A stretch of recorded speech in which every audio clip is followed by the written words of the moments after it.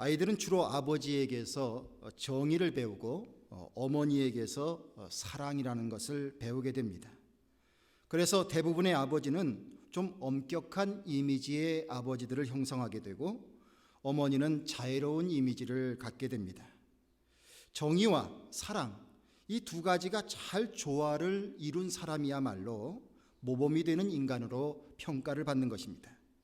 그런데 인간의 이런 이상적인 모습의 근거는 바로 하나님에게서 시작이 되는 것입니다. 하나님은 두 가지의 분명한 속성을 가지고 계십니다. 그것은 하나님은 정의의 하나님이시고 또한 우리 하나님은 사랑의 하나님이십니다. 이 두 가지의 특성을 완벽하게 가지고 계시고 또 이것을 나타내심으로 인해서 우리가 믿는 하나님이 진정한 하나님, 완벽한 존재이심을 인정하게끔 되는 것입니다. 하나님의 정의로운 모습은 성경 속에서 많이 찾아볼 수 있습니다. 예를 들어 에덴 동산에서 먹지 말라고 하는 선악과를 따먹은 아담과 하와에게 에덴 동산을 떠나게 합니다. 아담에게는 땀을 흘리는 수고로 먹고 살게 하셨고 하와에게는 해산의 고통이 있게 하였으며 아담과 하와 부부를 궁지로 모아놓은 놓은 뱀은 배로 다녀야 하고 사람들은 뱀의 머리를 치고 뱀은 사람의 발꿈치를 물게 만드는 모습을 보이게 하셨습니다. 이런 과정을 통해서 하나님은 불의한 자를 그냥 용납하지 아니하시는 정의를 지키시는 분, 이런 모습을 보여주고 있습니다. 그런데 하나님은 또한 사랑의 하나님이십니다.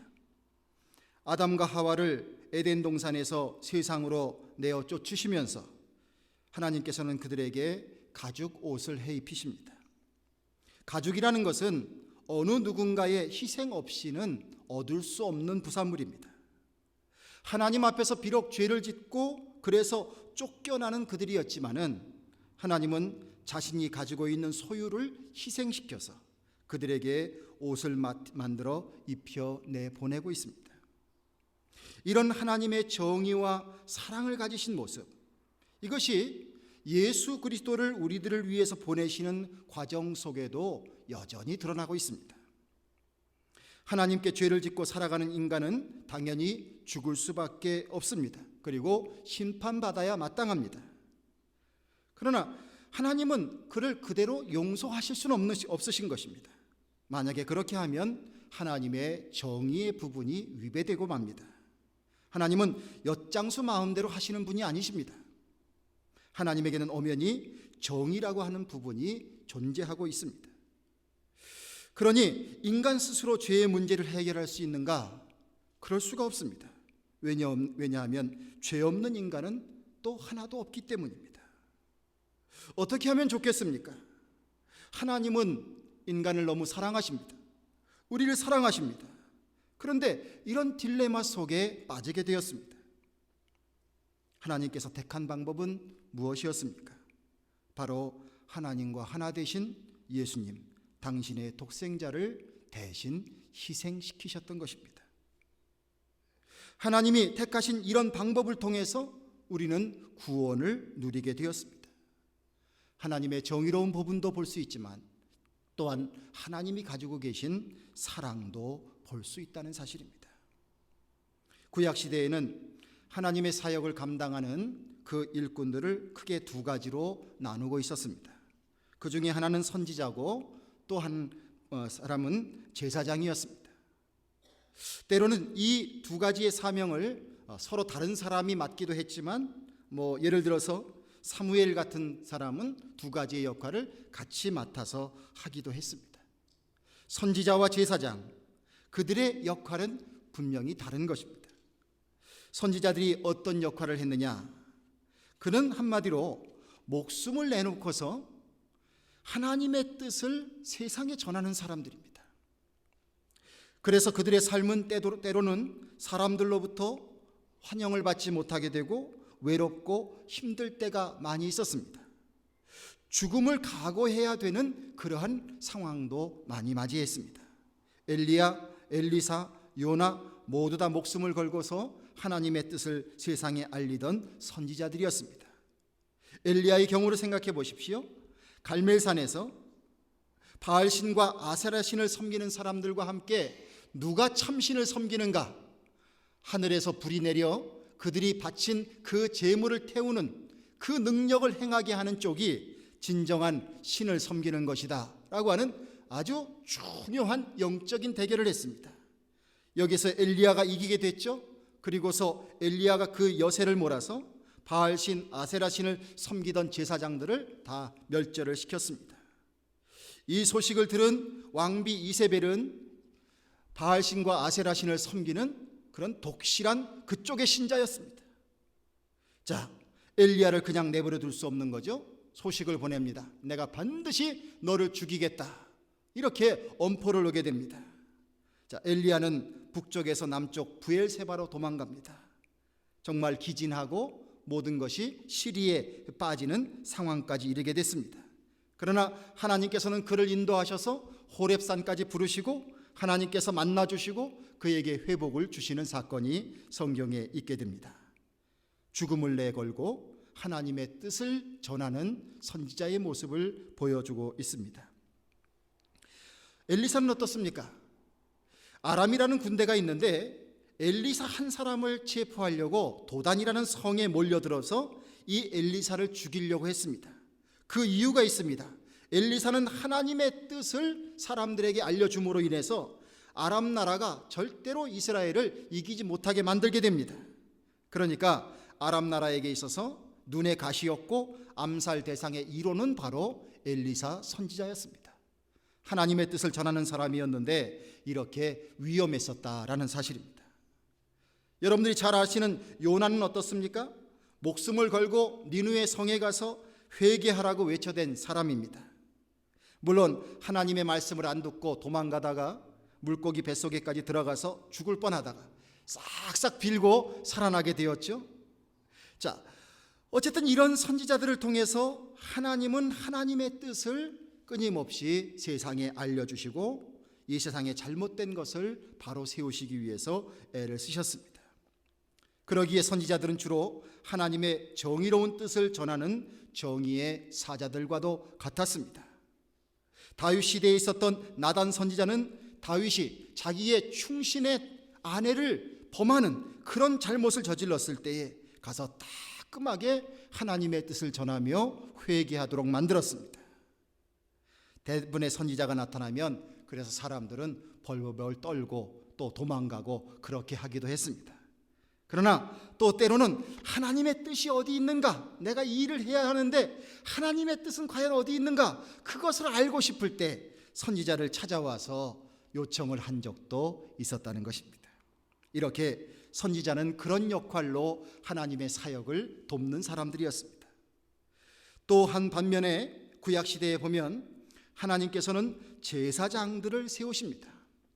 이 제사장들은 바로 무엇을 하는 사람이냐면 백성들이 하나님 앞에 제사를 드려야 될 일들이 참으로 많습니다. 감사하기 위해서, 어떤 죄 지은 것에 대해서 속죄받기 위해서 여러 가지 종류의 제사를 드려야 하는데 그 제사를 주관하는 사람들로 세우신 것입니다. 그래서 하나님 앞에 드리는 제사, 오늘날로 말하면 예배겠죠? 그 제사의 고유 권한은 제사장에게 주관될 수 있도록 만들어 주신 것입니다. 한 번은 사울왕이 블레셋과 전쟁을 할 때였습니다.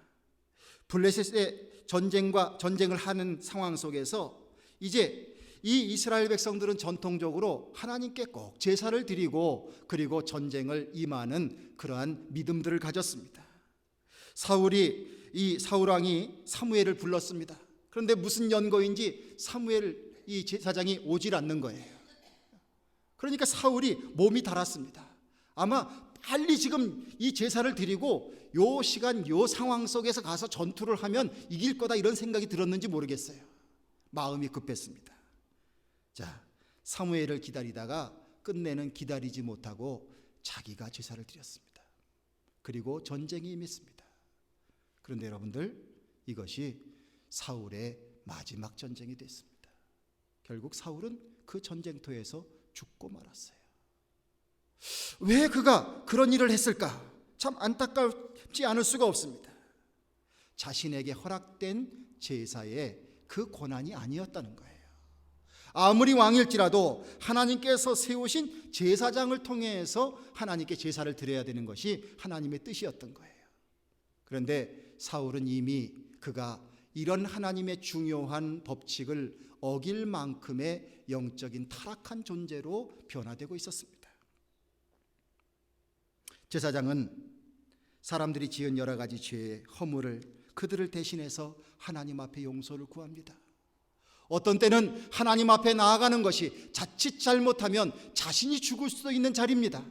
그런데 그 모든 죄와 허물을 대신 걸머지고 하나님 앞에 제사를 드리는 것이죠. 그리고 그들을 축복하기도 합니다. 그러기에 이스라엘 공동체 속에서 제사장이라고 하는 그 존재는 정말로 없어서는 안 될 존재이고, 그리고 사람들은 제사장을 존경했습니다. 대제사장을 존경하는 마음은 오죽 더 컸겠습니까?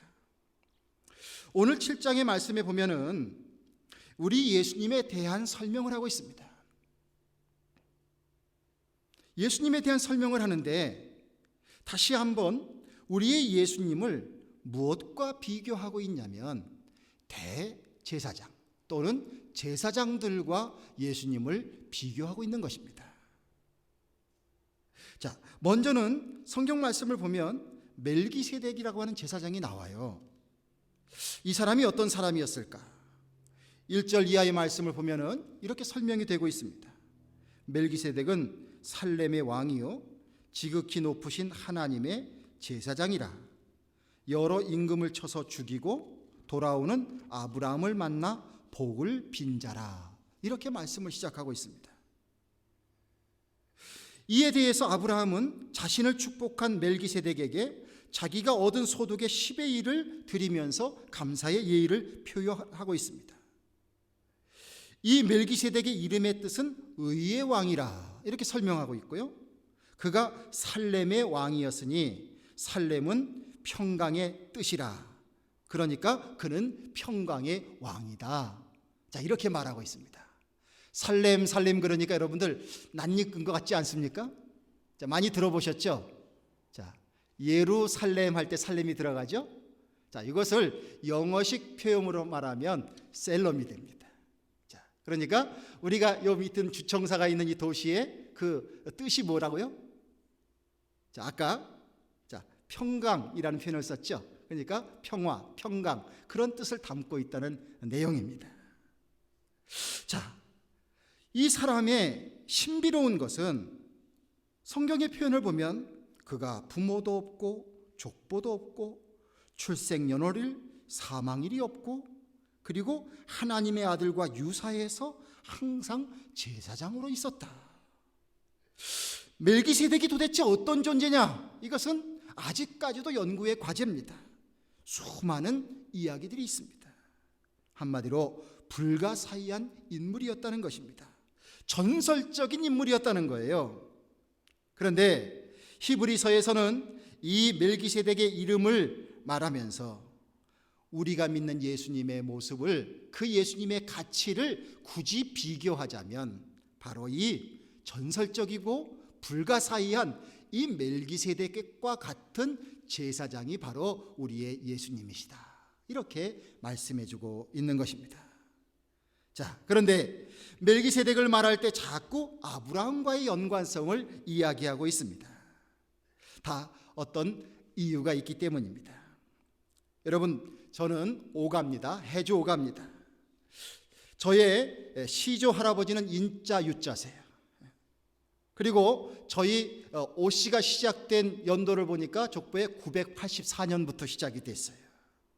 그리고 이제 저희 할아버지, 그 시조 할아버지부터 내려와서 중간에 이제 여러 파가 있을 거 아니에요. 저희는 벽성군파거든요. 근데 벽성군파 할아버지의 조남은 도자 명자세요. 도자 명자 할아버지의 제가 9대손이에요. 자, 그러니까 인자 유자 할아버지하고 도자 명자 할아버지는 저에게 중요한 분입니까? 아닙니까? 벽성군파의 대장이시고 저희 오씨의 시조시고, 그렇게 제가 어떤 사람인지를 알게 하는 그런 중요한 할아버지들입니다. 이스라엘 백성들에게는 중요한 조상들이 있습니다. 다윗이 있을 것이고, 그 다음에 또 그뿐만입니까? 모세가 있을 것이고 요셉이 있을 것이고, 자, 이렇게 유명하고 또한 중요한 조상들이 있습니다. 그런데 그래도 단연코 그들에게 가장 중요한 조상은 그들의 시조라고 할 수 있는 아브라함입니다. 하나님께서 아브라함을 따로 세우셔서 그들을 축복하시고 그들을 이주하게 하시고, 그러면서 이스라엘이라고 하는 공동체를 만드는 믿음의 조상이 되게 하셨습니다. 이렇게 그들에게 가장 중요한 할아버지인 아브라함. 그런데 이 아브라함이 존경하는 사람이 있었다는 거예요. 그 시조되는 아브라함이 존경하시는 분이 있었단 말이에요. 그분이 바로 누구라고요?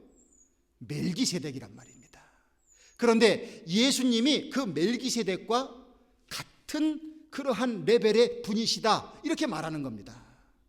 자, 수백 년이 흘렀습니다. 자, 자손들이 그 말을 들을 때에 예수님의 존재가 어떤 가치가 있는지, 예수님의 그 위치가 어떤지, 자, 이렇게 정도 설명하면 조금 이해가 갈까요? 자, 여러분들 조금 이해하실 수 있겠죠? 그래서 이렇게 말씀으로 이야기해 주고 있는 것입니다. 과연 멜기세덱은 대단한 존경을 받는 제사장이었다라는 것이고, 또 우리가 믿는 예수님이 그 이상의 가치를 가지신 분이다라고 설명하고 있는 것입니다. 훗날 하나님은 출애굽한 이스라엘 백성들에게 그 가운데에서 12지파가 있었는데 레위 자손들을 따로 떼어냈습니다. 그래서 이 레위 지파 가운데 그들을 제사장으로 삼으셨습니다. 성별하셨습니다. 이스라엘 12지파 가운데에서 요셉의 두 자식을 두 지파로 갈르셨습니다. 그래서 이스라엘의 12지파는 따로 만드시고 이 레위 지파는 하나님에게 속한 지파로 12지파에 속하지 않도록 했습니다. 그래서 그들에게는 땅을 나누어 줄 때 그 땅을 나누어 주지 아니하시고 그들은 하나님의 일을 하며 살아가는 그 족속이 되도록 그렇게 하나님의 소유로 성별을 해 주셨습니다. 레위 지파 제사장들은 다른 지파 사람들이 얻은 소득의 10의 1을 가지게 했습니다. 그래서 하나님의 제사장 역할 일만을 집중하도록 했습니다. 자, 그런데 여러분들 한번 생각해 보십시오. 레위는 누굽니까? 자, 레위와 아브라함의 관계를 한번 따져보겠습니다. 자, 레위는 아브라함의 누가 될까요? 어떤 관계가 될까요? 자, 아브라함이 누구를 낳고? 아브라함이 누구를 낳고요? 이삭을 낳고, 이삭이 누구를 낳고? 야곱을 낳고, 야곱이 누구를 낳고? 요셉. 12자식들을 쫙 낳게 됐죠. 자, 그러니까 그렇게 따지면 증손이 되는 건가요? 증손자입니다. 자, 그런데 이제 이렇게 12지파가 애굽 땅에 가서 살았습니다. 수백 년을 살았습니다. 그리고 다시 하나님께서 애굽 땅에서 큰 민족을 만드셔가지고 다시 이스라엘 땅으로, 가나안 땅으로 불러내십니다. 이제 광야의 생활부터 그 가운데 레위 지파의 자손들 가운데 특별히 제사장을 만드십니다. 이렇게 보면요, 아브라함에서부터 그 레위의 자손들이 제사장이 되기까지 그 시간은 거의 500년 이상이 흘러가는 거예요.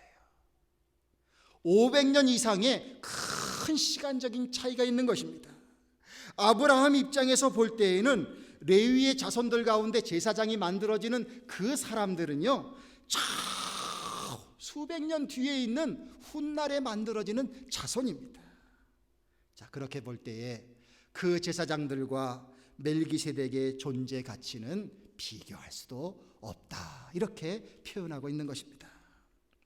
이러한 모든 것을 고려해 볼 때 하나님께서 제사장을 세우시는데 이 땅에서 구약 시대를 통해서 하나님을 섬기는 일을 위하여 돕는 제사장은 레위 자손 가운데 세웠지만 이제 구약의 시대를 지나고 신약의 시대가 되었습니다. 그리고 그 신약의 시대를 거쳐서 영원한 하나님의 나라를 예비하는 시대가 되었습니다.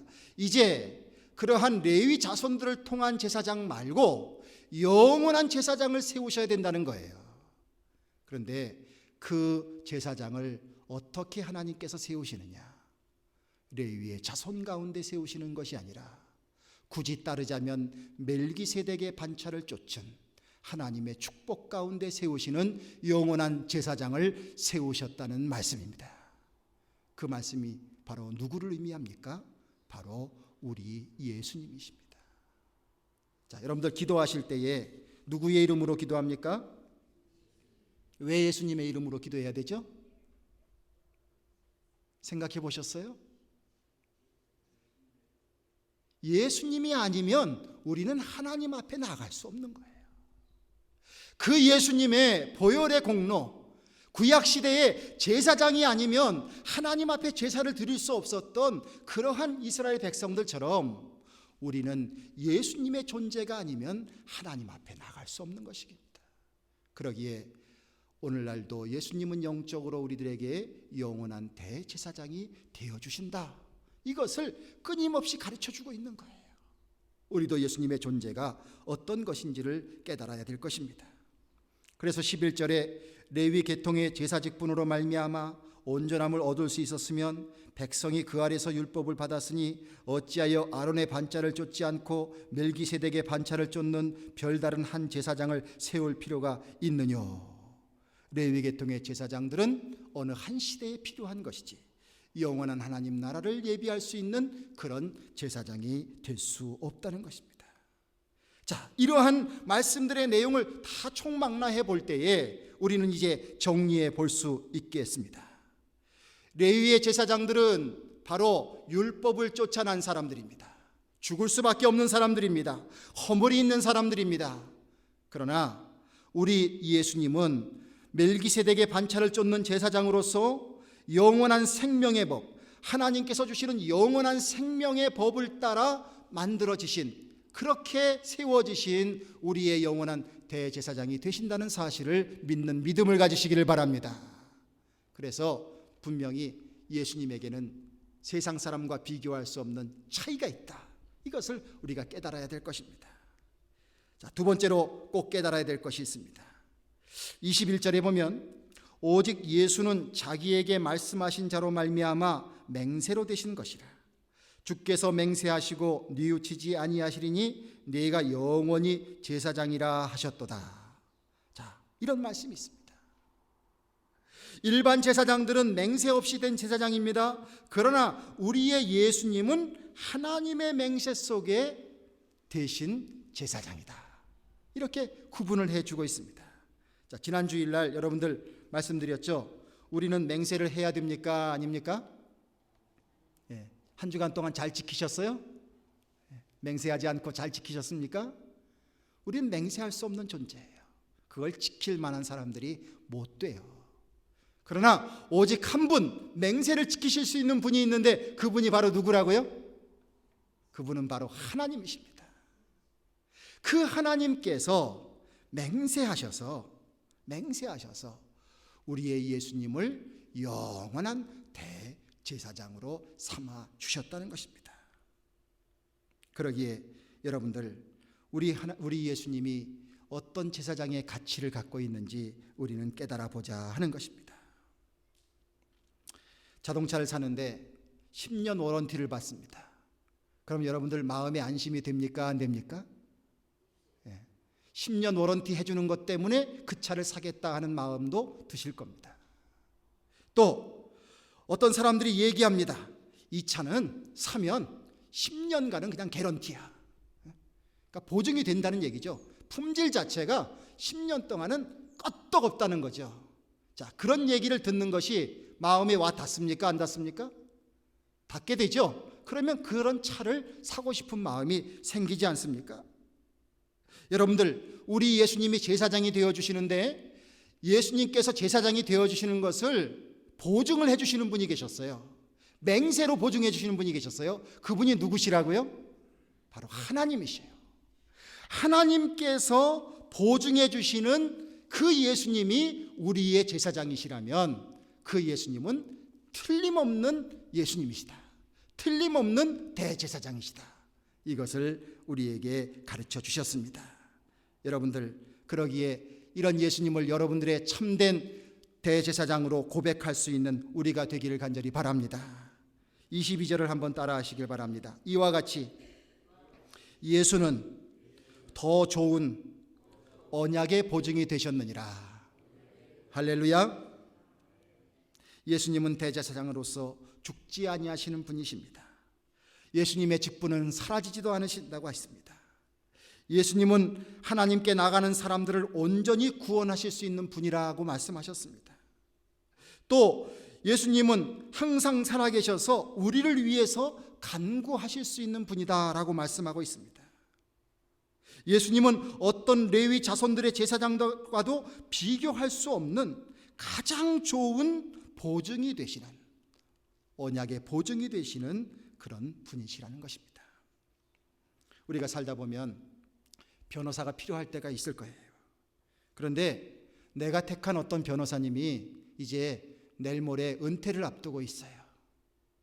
자, 그런데 내가 의뢰한 소송건이 자칫 잘못하면 1년이 갈 수도 있고 2년이 갈 수도 있어요. 자, 그러면 여러분들이 택한 그 변호사를 잘 택하신 것입니까? 잘못된 것입니까? 잘못된 거죠. 그분이 이전에 아무리 유명했을지라도, 아무리 유능했을지라도 내 소송권이 2년이 가고 3년이 가는데 곧 은퇴하실 변호사님을 내가 어떻게 그분을 통해서 문제를 해결받을 수 있겠어요? 그분은 끝까지 책임질 수 있는 분이 아닌 겁니다. 여러분들, 우리 온 인류는 죄 속에 살아가는 사람들입니다. 여러분들 회개했다고, 은혜 받았다고, 또 영생을 거듭남을 체험했다고 말씀하시지만 여러분들 한번 솔직히 대답해 보십시오. 그리고서 얼마 있어 또 죄 짓습니까? 안 짓습니까? 다 죄 짓시잖아요. 그냥 잘못했다고 눈물 콧물 다 흘리셨다가도 조금 지나고 나면 또 죄 짓고 또 주님 앞에 손 들고 나오고 이렇지 않습니까? 우리의 온 인류의 죄를 대변해 주실 분이 계시다면, 그 제사장의 역할을 감당하신 분이 마치 변호사와 같은 분이라면 그분은 누가 되어야 되겠습니까? 바로 우리가 믿는 예수님 한 분밖에 없는 줄로 믿습니다. 이 예수님에 대한 신뢰, 그 예수님에 대한 믿음, 그것을 가지라고 말씀해 주고 있습니다. 26절, 거룩하고 악이 없고 더러움이 없고 죄인에게서 떠나 계시고 하늘보다 높이 계신 자라. 27절, 예수님은 단번에 자기를 들여 제사를 이루셨다. 자기가 스스로 제물이 되셨다는 말씀입니다. 28절, 예수님은 온전하신 분으로서 제사장이다. 온전하신 분으로서의 제사장이다. 자, 예수님보다 우리 자신을 변호해 줄 수 있는 이 어떤 세상의 어떤 존재도 예수님보다 더 완벽할 수 있는 존재는 없다. 이렇게 말씀해 주고 있는 것입니다. 여러분들, 예수님 앞에 여러분들 자신의 인생의 문제를 맡기시게 되면 주님께서는 반드시 구원의 문제를 해결해 주실 줄로 믿습니다. 100% 개런티. 100% 개런티. 워런티 forever. 이게 바로 우리 예수님을 통해서 우리에게 주시는 하나님의 놀라운 축복이라는 것입니다. 여러분들, 이 예수님을 자꾸 여러분들 마음의 문 밖에다 세워놓으실래요? 내 안에 모셔야 되겠죠. 예수님께서 말씀하셨습니다. 나는 포도나무여 너희는 가지니 저가 내 안에 내가 저 안에 있으면 사람이 과실을 많이 맺나니 나를 떠나서는 너희가 아무것도 할 수 없습니다. 예수 그리스도, 대제사장 되신, 영원한 대제사장 되신 예수 그리스도, 그분이 안 계시면 우리는 구원받을 수 있는 존재가 아닙니다.